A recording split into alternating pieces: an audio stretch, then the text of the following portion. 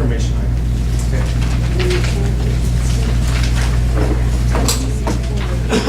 Item number 9, the full consider approving the local education agency LEA and LEA plan duration August 2011 to June 2016. Okay, this is a requirement that has been in place for years.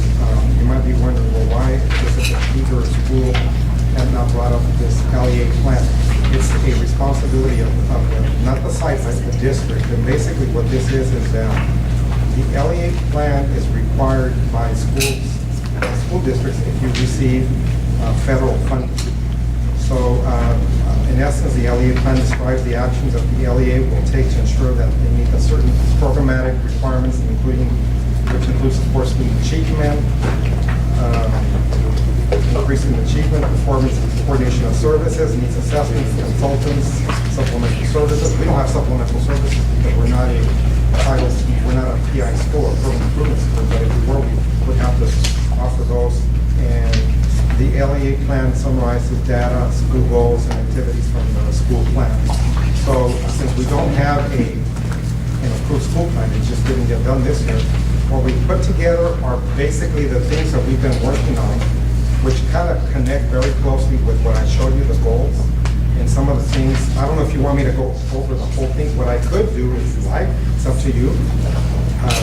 I could go over the proficiency in reading language arts goal, and then they all repeat. It's like the same thing over. If you want me to do that, or if you don't want me to do that, that's fine, but we have to prove it, and then we have to revise it every year.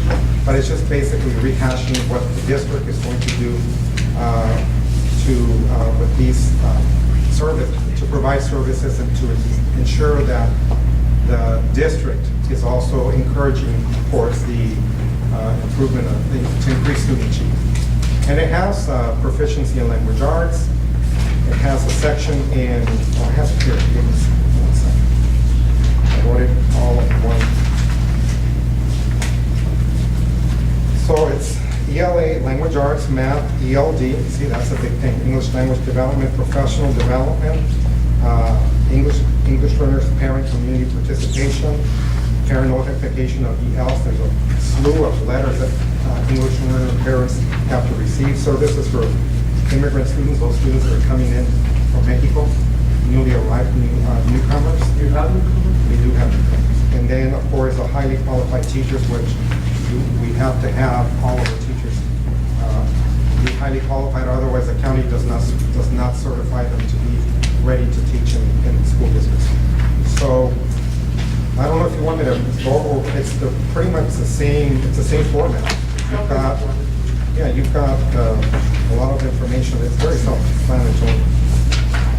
It's a goal, a strategy, an action step, and a task. And it repeats over and over. It talks a little bit about our community and what we're doing for each of those areas, which should be very closely aligned to what we're doing in the school. It can't be anything off the wall. You see, what is this doing in there? I do have a question about this. I see Mrs. Julie Stickles in your name. Yeah, that's a very good question. Okay, thank you for bringing that up. It's because this is a program that the state has, and so the other administrators have to log in. Kayla Rodriguez, who's the coordinator at the county office, gives you a password, and they have to log in. They have not done it yet, and I know because our names keep coming up all the time as if we're responsible for this. The only two names that are in there now are Mrs. Stickles and mine. As soon as they log in, we will change the names to represent the exact responsibility of the administrator who should be doing it. So right now, you're only going to see those names, and I'm not sure if her name, Kayla's name, is in there, but it's only because they have not logged in into this system, which is a different system now. It's a new way that the state is, like migrant education, is done through this program.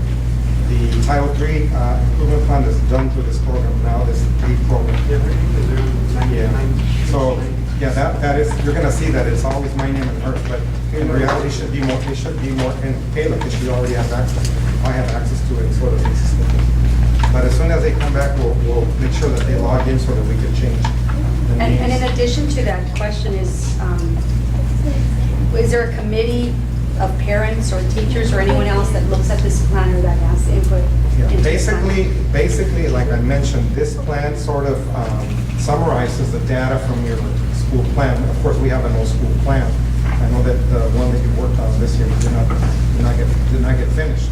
So what we did is we took the information from the single plan for student achievement, and we developed the LEA school goals based on the plan that we're working on. Because we don't have the one for this year approved yet. When you say we, Mr. Mrs. Stickles, myself, and Kayla from the county office. Because that is the title, what is it? Or the category? Yeah. This is not a school site council function. This is an LEA plan. This is the district's LEA plan. But we glean information from your school plan. So we do the best we can with what we have. It'll get approved. It'll get updated once again.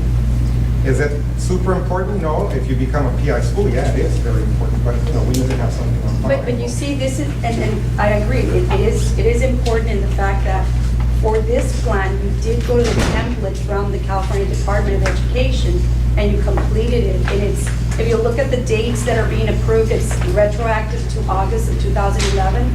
This is what should be happening with the school site plan. There is a template, and it has all of these requirements, so that this is, and that's what we've been discussing all along, that we're not following through with a template. And this is being done the right way. The committee oversight, there is supposed to be a committee that is part of providing input additionally to school site council. And to the last few meetings that I attended briefly, there was like one parent in attendance. There needs to be more work done to get more parent involvement, because there is an oversight committee that needs to have input into this plan. But the template is the right template. And it's highlighted right there on that paper I gave you. It's highlighted that it has to be put all together. All programs have to be highlighted. So we just need approval. I'll make the motion approved. Motion by Mr. Tavares to approve. Second. Second by Mr. Valdez Belmonte. All in favor? Aye.